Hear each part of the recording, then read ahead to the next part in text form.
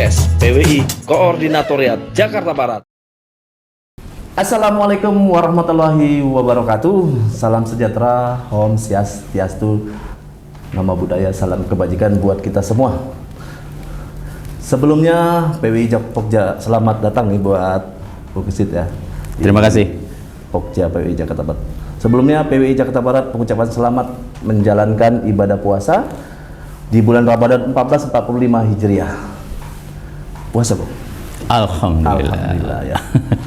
Bersama saya Faisal 6444, Humas PWI Pokja Jakarta Barat sebagai host, dan tamu kita kali ini adalah Bung Kesit Budi Handoyo. Beliau adalah calon ketua Persatuan Wartawan Indonesia Daerah Khusus Jakarta atau PW Jaya periode 2024-2029. Selamat datang, Bung Kesit. Selamat datang juga, terima kasih atas undangannya, Bang Faisal. Hadir dalam undangan kita.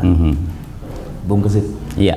Sebelum menjabat Sekretaris PW Jaya, pengalaman sudah 30 tahun. Waduh, luar biasa di bidang jurnalistik. Betul ya, Bung? 30 tahun lebih sih sebenarnya. Lebih ya? Saya mengawalinya tahun 90. Oh, tahun 90. Oh, iya. Berarti udah 34. 34, luar iya. biasa pemirsa, 34 di bidang jurnalistik. Dan beliau ini juga komentator di salah satu TV swasta MNC Sport Channel, serta wakil pimpinan redaksi aska.co ya. Askara.co. Ya.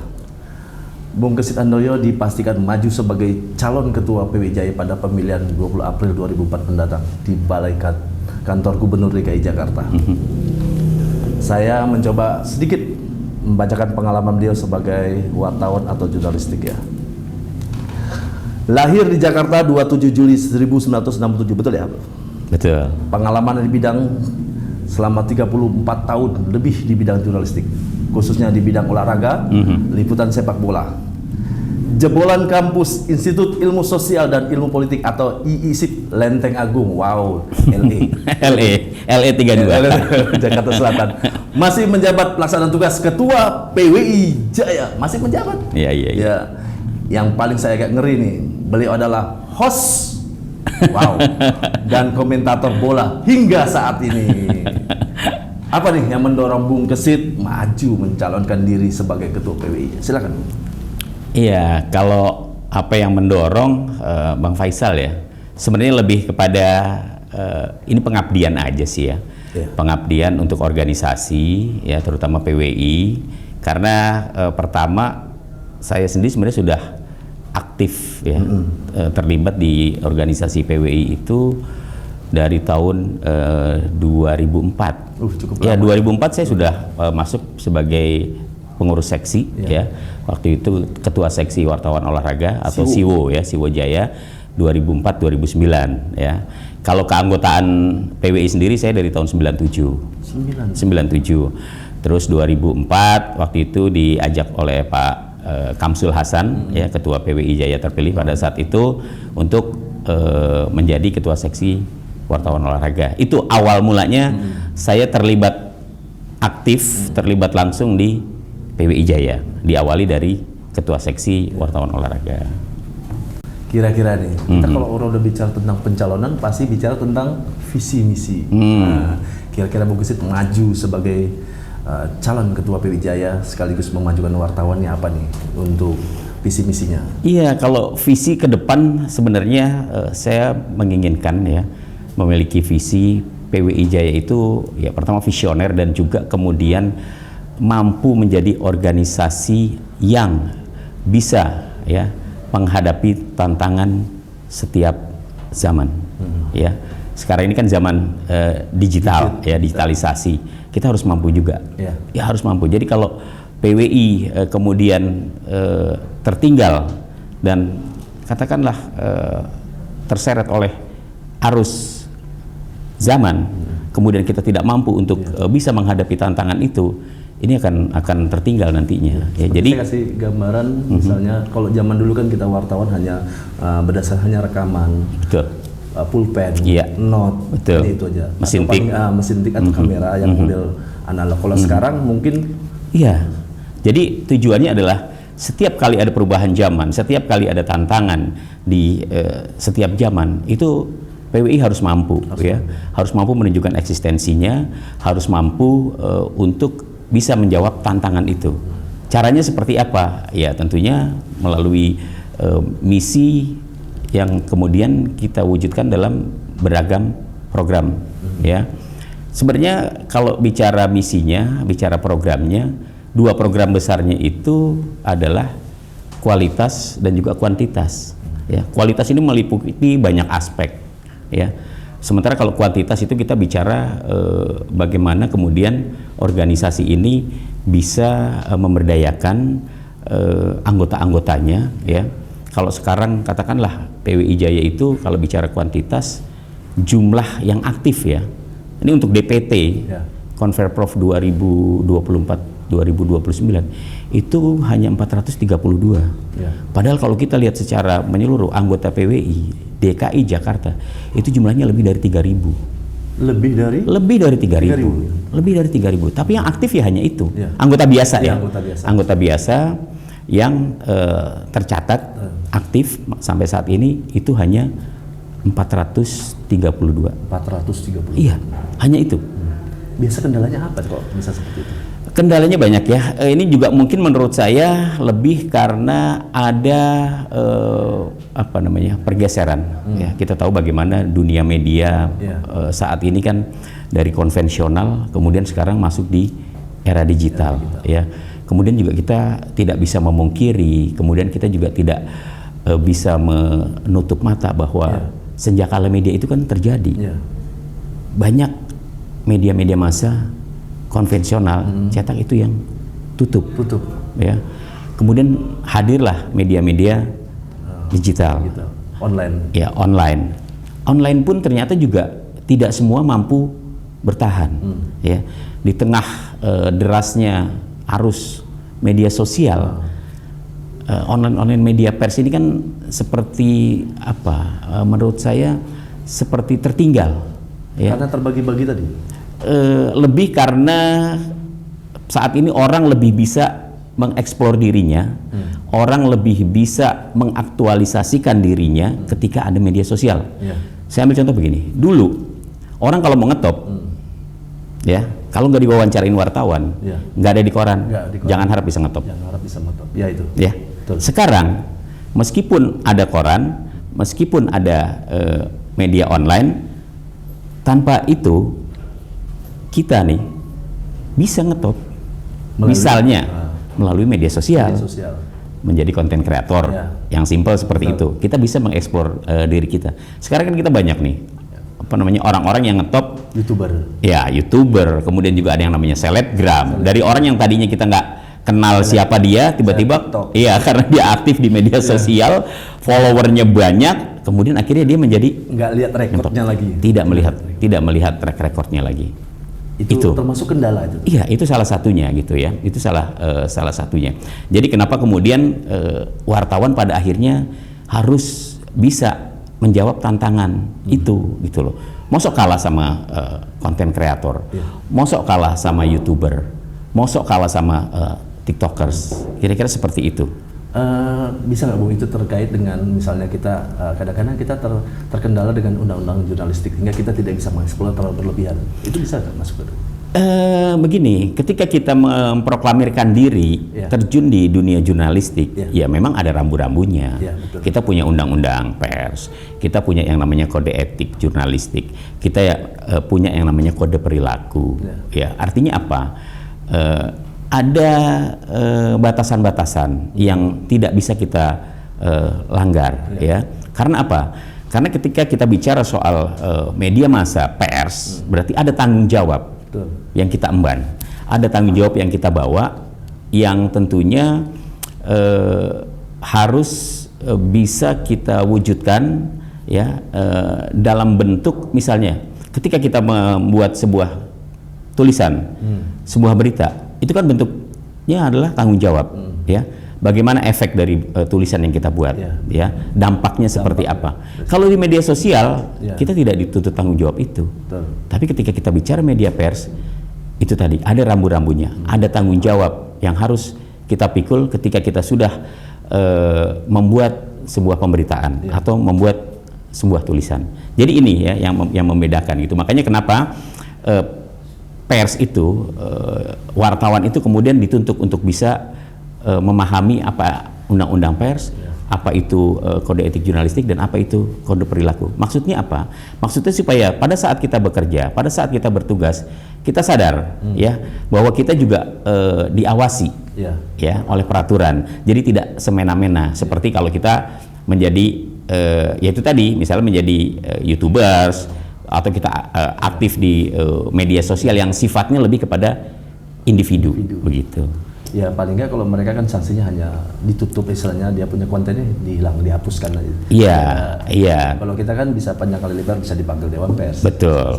Kalau kita media pers sudah pasti ketika ada terjadi dispute dalam karya jurnalistik, ya terjadi sengketa, maka salurannya jelas, saluran penyelesaiannya jelas, ya. Ada yang namanya hak jawab, kemudian juga ada mediasi untuk kemudian menyelesaikan perkara atau persoalan yang terkait dengan karya jurnalistik. Gitu. Ya kembali lagi ke tentang visi misi tadi. Kira-kira apa sih yang paling mendasar supaya kita nih wartawan nih harus seperti apa gitu? Iya. Pertama gini, Bang Faisal, saya tadi katakan soal kualitas. Ya, yang pertama tadi. Kualitas ini saya pikir menjadi sebuah keharusan ya, karena dengan semakin tinggi kualitas seseorang ya, kita berharap bahwa apa yang dihasilkan itu akan jauh lebih bagus begitu ya. Kualitas dalam bentuk apa? Sumber daya manusia itu sudah pasti. Wartawan saya tadi katakan bahwa pada saat ini eranya era digital. Tantangannya begitu besar ya.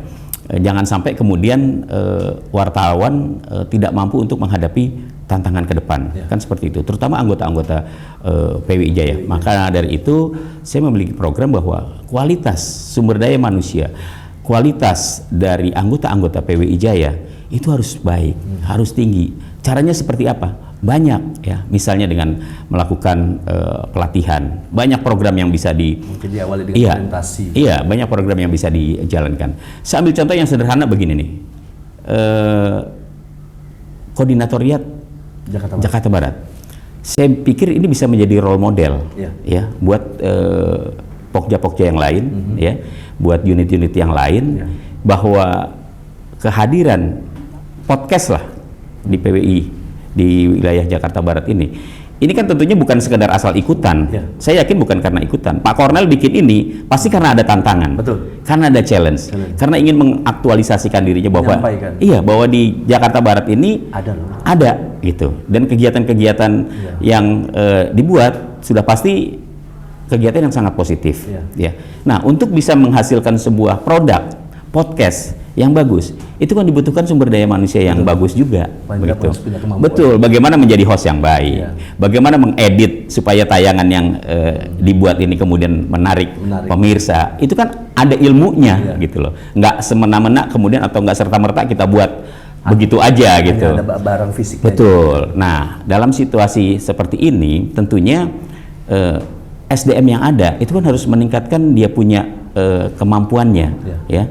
Kemampuan public speaking misalnya, kemampuan melakukan wawancara, kemampuan bagaimana kemudian interview itu bisa berjalan, interaksi itu bisa berjalan lancar tanpa ada hambatan, itu kan semuanya ada ilmunya gitu. Jadi hal-hal seperti ini saya pikir juga akan menjadi salah satu program yang akan dibuat ya, akan saya buat supaya apa? Supaya teman-teman yang memang sudah ingin terjun ke era digital ini itu punya modal yang bagus juga ya, punya skill yang bagus untuk kemudian nanti diaplikasikan, entah dia mau buat podcast seperti ini, entah kemudian dia ingin membuat konten sendiri ya, menjadi konten kreator yang terlepas dari kapasitasnya dia sebagai wartawan atau kapasitasnya dia sebagai wartawan untuk medianya ya. Ini maksudnya nanti ke sana. Jakarta Barat sebagai sampel. Iya, saya pikir ini tadi saya katakan ini role model, ini bisa menjadi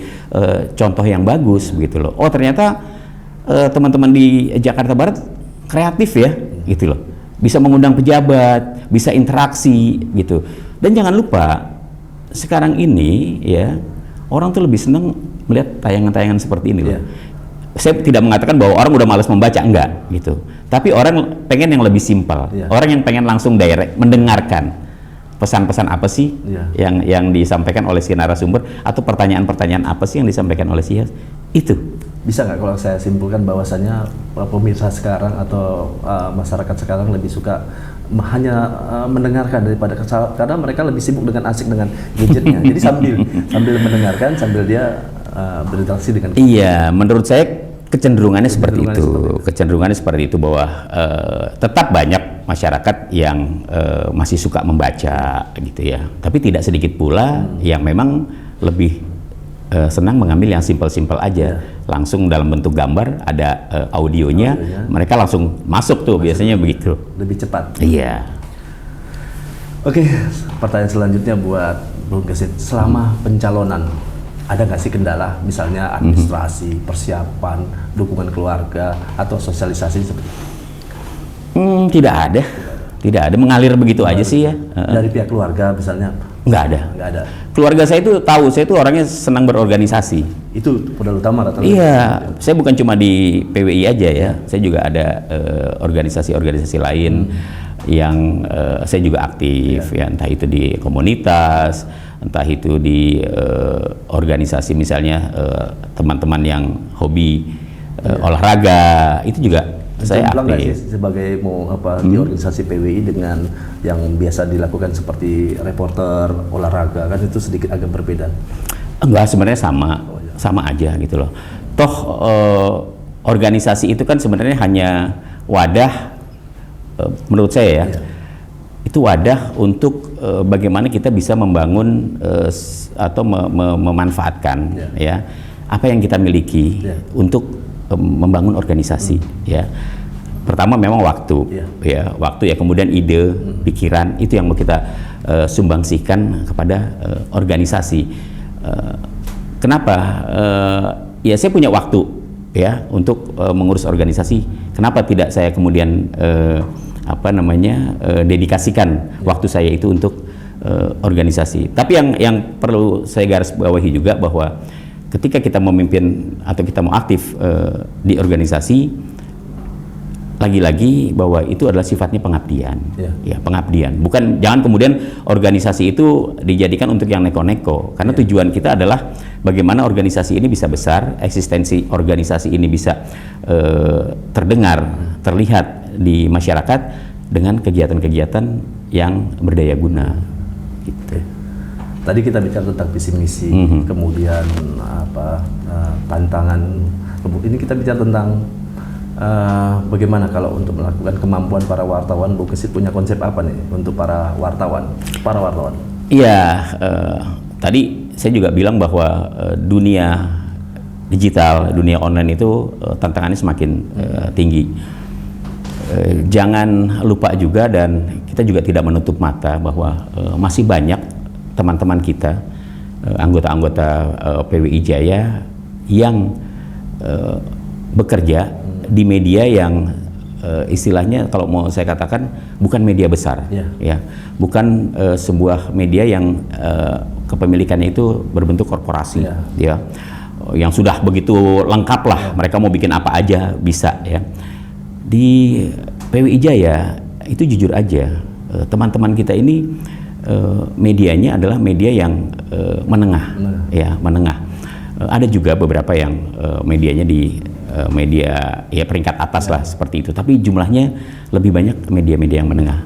Nah, saya pikir PWI Jaya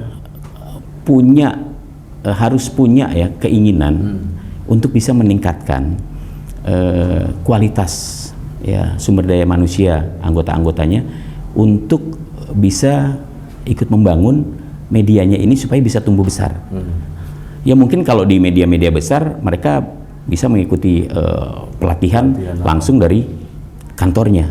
Tapi untuk media-media yang menengah belum tentu bisa. Mungkin mereka lebih banyak belajar otodidak, ya, belajar sendiri gitu kan. Nah, saya punya program nantinya. Kita akan mencoba untuk misalnya kita melakukan kerjasama dengan platform media. Kenapa tidak kita misalnya bekerja sama, berkolaborasi dengan media-media yang sudah besar untuk misalnya orang-orang mereka yang ahli dalam bidang IT untuk kemudian memberikan semacam apa namanya, ya berbagi ilmu lah, share tentang pengetahuan untuk anggota-anggota PWI Jaya. Atau misalnya kita kerjasama dengan Google, bagaimana sih caranya meningkatkan performa website teman-teman anggota PWI Jaya ini supaya bisa lebih meningkat. Iya, karena saya yakin banyak teman-teman yang mungkin belum mengetahui secara detail bagaimana sih mengelola sebuah website agar website ini bisa memberikan revenue untuk kantornya, ya. Jadi salah satu program yang nanti akan saya buat adalah bagaimana kemudian teman-teman ini bisa mendapatkan pelatihan seperti itu. Bagaimana mempelajari sebuah algoritma, bagaimana kemudian meningkatkan performa website yang dimiliki oleh teman-teman supaya trafficnya menjadi bagus, kemudian juga bisa mendatangkan revenue. Itu yang menjadi salah satu program saya. Ya, itu kan buat istilahnya buat apa namanya meningkatkan ya. Iya. Kemudian untuk apa namanya yang wartawan yang ada di PWI, kan, mereka kan kepengen jenjang yang lebih tinggi lagi, misalnya pertama orientasi sudah mereka laksanakan, makanya mereka menjadi anggota PWI. Kemudian mereka berkeinginan untuk uji kompetensi, di situ ada istilahnya UKW kan gitu. Nah, dari Bu Kesit sendiri melihat UKW sendiri, apakah mereka sudah banyak melaksanakan daripada yang tidak melaksanakan? Bagaimana supaya mereka tertarik untuk masuk untuk mengikuti UKW tadi? Iya, peningkatan kualitas anggota salah satunya juga bisa dilakukan dengan cara bagaimana kemudian teman-teman anggota DKI ini ikut ya mengambil sertifikasi. Ada sertifikasi muda, madya, dan utama. Ini juga menjadi salah satu program. Ketika kita bicara kualitas, maka UKW memang tidak bisa dilepaskan. Ya, ini juga menjadi sudah menjadi keharusan untuk program saya nanti. Nah, UKW itu yang bisa saya janjikan, ya. Selama ini PWI Jaya sudah rutin menyelenggarakan UKW. Tapi nanti ke depan saya juga ingin membuat UKW itu untuk bisa memberikan kesempatan kepada teman-teman anggota PWI Jaya yang ingin meningkatkan status sertifikasinya, entah dari muda ke madya atau dari madya ke utama, atau anggota-anggota PWI Jaya yang belum memiliki sertifikat UKW. Caranya seperti apa? Pertama, selain tentunya akan mencoba membuka kerjasama dengan instansi-instansi pemerintah maupun non-pemerintah untuk menyelenggarakan uji kompetensi wartawan bersama PWI DKI Jakarta. Kemudian juga kita punya yang namanya UKW Mandiri. Ya, UKW Mandiri itu UKW berbayar. Ya, kita selama ini rutin. Dan jangan lupa DKI Jakarta itu adalah PWI provinsi yang paling banyak, ya, dari seluruh Indonesia itu yang paling banyak menyelenggarakan UKW. Dari sisi angkatan kita sudah 60 ya, sampai angkatan 60, paling banyak di antara provinsi-provinsi lain. Nah, ke depan program UKW Mandiri saya akan memberikan kuota buat teman-teman anggota PWI DKI Jaya yang belum UKW atau ingin meningkatkan statusnya, ya, 20% dari jumlah peserta UKW Mandiri, ya, 20% itu. Jadi kalau misalnya ada 20 yang ikut uji kompetensi, berarti 4 orang itu akan kita ajak untuk ikut tanpa membayar. Ada sistem seleksi nggak nanti? Seleksi pasti ada. Pertama kan persyaratan yang harus dipenuhi. Ya, jadi persyaratan yang harus dipenuhi untuk mengikuti uji kompetensi itu kan sudah jelas tuh, ada ya. Itu harus kita lihat dulu, ya, kita verifikasi. Oke, kalau udah, kemudian persyaratannya terpenuhi, oke, kita akan kumpulkan. Ya, kalau katakanlah misalnya dalam satu angkatan ada 10 yang antri nih, ya, ada 10 yang antri yang ingin kita sertakan untuk mendapatkan kuota secara cuma-cuma, gitu ya. Katakanlah hanya 4 di angkatan itu yang dapat. Ya, nanti dari 10 ini kita seleksi, bisa dalam bentuk kita undi lah, misalnya begitu, supaya adil, kita undi bisa, gitu kan. Dari 10 ini, oke, kita undi kita panggil orangnya, misalnya ini ada 10 nih, ya kan, si A, si B, si C, ikut yuk kita undi bareng-bareng, hanya 4, kayak arisan lah kira-kira seperti itu. Nah nanti sisanya untuk kita ikutkan ke UKW angkatan berikutnya. Itu UKW mandiri, ya. Jadi ada yang berbayar, tapi dari jumlah yang berbayar ini nanti ada berapa? 20% dari jumlah peserta yang berbayar itu kita berikan kepada anggota PWI Jaya secara cuma-cuma. Jadi kalau yang daftar ada 20 nih, yaitu tadi 4 akan kita berikan untuk anggota kita dengan cuma-cuma. Bung Gesit, ini seandainya Bung terpilih menjadi ketua PWI Jaya, ini masyarakat atau anggota PWI yang bukan pengurus, kebanyakan mereka tidak tahu bahwa ada UKW. Nah itu bagaimana, apakah nanti ada sistem jemput bola atau bersurat ke media mereka masing-masing atau seperti apa supaya mereka tahu? Selama kan mereka kan kalau pengurus kita tahu, kadang-kadang kalau ini kita suka sampai, kadang yang tidak sampai ke tangan mereka pengen UKW, tapi terkendala dengan tidak tahunya itu tadi. Iya, yang pasti bahwa kita akan lebih masif memberikan pengetahuan, pengumuman lah ya, bahwa PWI DKI Jakarta akan melakukan uji kompetensi wartawan atau misalnya orientasi kewartawanan dan keorganisasian atau OKK untuk penerimaan anggota baru atau untuk peningkatan status dari anggota muda ke anggota biasa ya. Kita akan aktifkan kembali web dan media sosial yang ada yang selama ini agak vakum ya, itu akan kita hidupkan lagi. Kita akan lebih banyak memanfaatkan media sosial kita ya, dari mulai web, nanti Instagramnya ya. Jadi himbauannya masuk semua. Iya, kita masukkan ke situ. Dan satu lagi Bang Faisal, saya berkeinginan nanti ya, jika terpilih, sekarang ini sudah bukan waktunya lagi kita hanya menunggu. Ya, artinya kita buat pengumuman, udah kita nunggu aja nih berapa banyak nih nanti yang akan mendaftar. Enggak begitu. Jemput bola. Harus jemput bola. Harus jemput bola. Kita harus betul-betul bisa menjadi organisasi yang kemudian mengundang, melayani. Iya, mengundang minat anggota.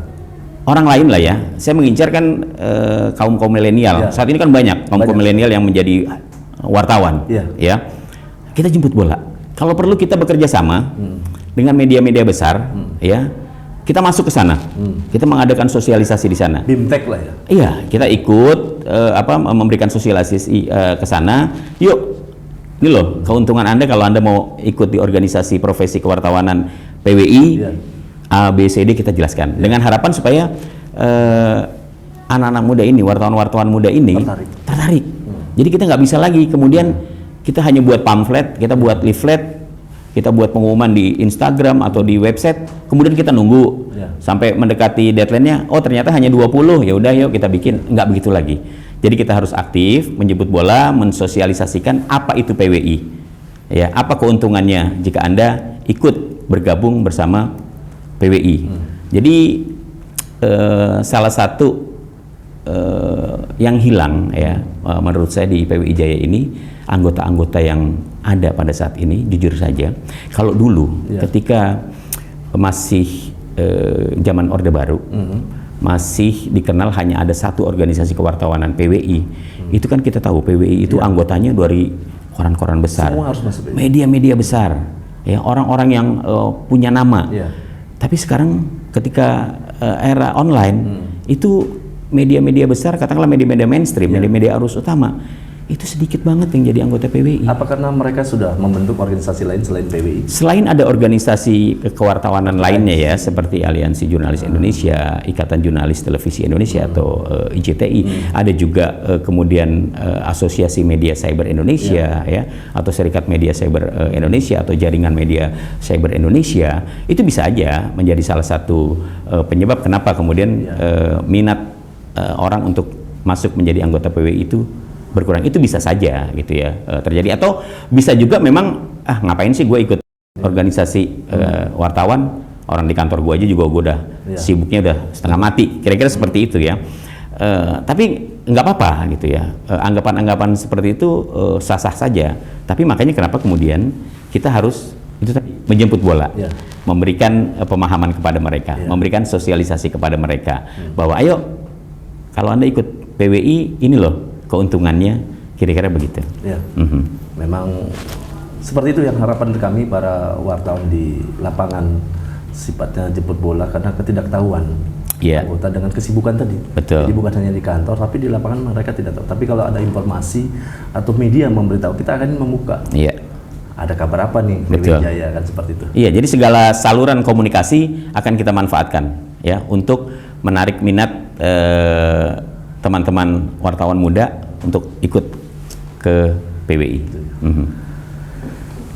Bung Kesit, pertanyaan berikutnya, bila mana nih Bung Kesit Ketua PWI Jaya periode 2024-2029? Hal yang prioritas apa nih yang dilakukan oleh Bung Kesit terhadap PWI atau terhadap anggota atau wartawan?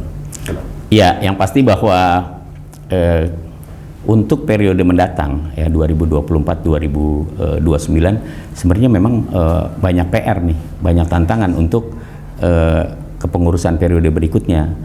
Pertama, tadi saya katakan bahwa jumlah anggota PWI DKI Jakarta setelah diberlakukannya PDPRT oleh PWI ya, ini mengalami penurunan yang sangat drastis. Tadi saya katakan PWI DKI itu punya anggota sampai 3.000 lebih, tapi yang aktif tidak sampai 500, ya hanya 432. Ini kemana nih yang lainnya? Ya. Memang kalau dari penelusuran kami gitu ya, dari pengurus PWI Jaya, salah satu faktornya memang banyak teman-teman yang dulunya anggota PWI itu medianya sudah tidak ada. Kemudian mereka juga sudah tidak aktif menjadi wartawan. Mereka tidak? Ya itu tadi, kan tadi saya bilang bahwa ada senjakala media. Ya, jadi ketika media-media cetak, ya koran, tabloid, majalah itu bertumbangan, ya, kemudian mengalihkan menjadi media online, itu kan mengalami defisit karyawan, ya, mengalami kekurangan yang tadinya katakanlah ketika tadinya jumlahnya 30, begitu hanya online tinggal 5, ya akhirnya 15 ini nggak tahu kemana gitu ya. Mungkin mereka bikin media sendiri gitu ya, tapi mungkin kemudian mereka lupa bahwa saya ini masih jadi anggota PWI, tapi karena lupa tidak memperpanjang KTA, akhirnya KTA-nya gugur. Ya, jadi saya akan mendata kembali anggota-anggota PWI Jaya ya, berapa sebenarnya fix jumlah yang fix ya. Kemudian setelah itu tadi kan terkait dengan kuantitas ya. Kita berupaya untuk kemudian mencoba untuk melakukan sosialisasi, dan kita berharap 5 tahun ke depan itu ada penambahan yang signifikan. Tujuannya bukan cuma kepada banyaknya jumlah anggota, sebenarnya enggak, tapi bagaimana kemudian PWI ini bisa menjadi wadah ya, bisa menjadi wadah bagi teman-teman wartawan ya, khususnya wartawan muda gitu, untuk memilih bergabung bersama PWI itu. Ya, terima kasih Bung Kesit. Ini pertanyaan terakhir nih. Ya. Untuk saran dan pesan untuk para wartawan, menarik supaya mereka mau, kan tadi kita bicara ini loh, konsep kami seperti ini. Saya minta supaya Bung Kesit menyampaikan saran dan pesan kepada wartawan terkait dengan pemilihan ini. Silakan Bung Kesit. Ya, kalau terkait dengan rencana pemilihan ya, Konverprov PWI DKI Jakarta yang akan diselenggarakan 25 April 2024 di Gedung Serbaguna Balai Kota DKI Jakarta. Pertama, saya berharap ya, pesta 5 tahunan bagi PWI DKI Jakarta, pemilihan ketua PWI DKI Jakarta ini bisa dihadiri oleh semua pemilik hak suara, pemilik suara ya. Memang jumlahnya ada 432 ya. Saya berharap 70% dari anggota yang memiliki hak suara itu bisa hadir. Pertama, silaturahim lah, ya kan, kita bisa berkumpul, bisa saling mengenal lah anggota-anggota PWI DKI Jakarta yang tersebar di berbagai wilayah ini. Kedua, ayo kita ramaikan pesta demokrasi. Ini hanya 5 tahun sekali loh, gitu. Mosok nggak mau datang sih, maksudnya lebih milih dimandatin, kira-kira begitu. Kecuali memang dia tidak bisa hadir, ya. Mungkin karena dia sakit atau ada keperluan lain gitu kan. Ayo berbondong-bondong datang, kita nikmati gitu loh. Kita nikmati acara ini, kita nikmati konferensi ini dengan sukacita gitu ya. Sehingga nanti teman-teman itu mendapatkan apa? Mendapatkan pengalaman. Oh, ternyata seru juga ya mengikuti pemilihan Ketua PWI Provinsi DKI Jakarta begitu ya. Kebetulan juga kan habis Lebaran, kita halal bihalal yuk, kan bisa jadi ajang silaturahim gitu ya. Dan saya yakin dan saya percaya bahwa menjelang pelaksanaan konferensi provinsi ini, DKI Jakarta ya, ini benar-benar kondusif, benar-benar kondusif. Coba kalau kita lihat di beberapa daerah yang juga melaksanakan konverprov, itu sebelumnya sudah muncul pernik-pernik. Aduh, DKI jangan, DKI jangan. DKI sejauh ini sangat kondusif. Bahkan kita dengan teman-teman yang mungkin yang tidak tidak memberikan dukungan pada saya misalnya begitu ya, kepada calon lain gitu. Itu kita bisa bercanda-bercanda kok. Kenapa sih lo nggak mau pilih gue gitu kan? Kenapa sih kalau dukung ke sana gitu kan? Kita ledek-ledekan gitu. Artinya apa? Suasana harmonisnya itu tercipta gitu. Ini hanya kontestasi yang apa ya, yang kemudian tidak harus menggunakan otot gitu ya, nggak perlu, kita hadapi aja semua, mencair ya, mengalir, sehingga pelaksanaan Konverprov PWI DKI Jakarta ini akan berjalan dengan aman, lancar, semarak ya, penuh canda, penuh tawa, penuh senyum gitu, dan happy ending. Siapapun nantinya yang terpilih, saya yakin semuanya untuk kemajuan PWI DKI Jakarta. Wow, gitu. Luar biasa. Bung Kesit, usai sudah nih kita bincang-bincang membahas tentang persiapan dan visi misi, dan saya rasa cukup clear dan pemirsa juga memahami, dan semoga nanti acara nanti pemilihan berjalan dengan lancar. Amin. Amin, amin. Pemirsa, demikianlah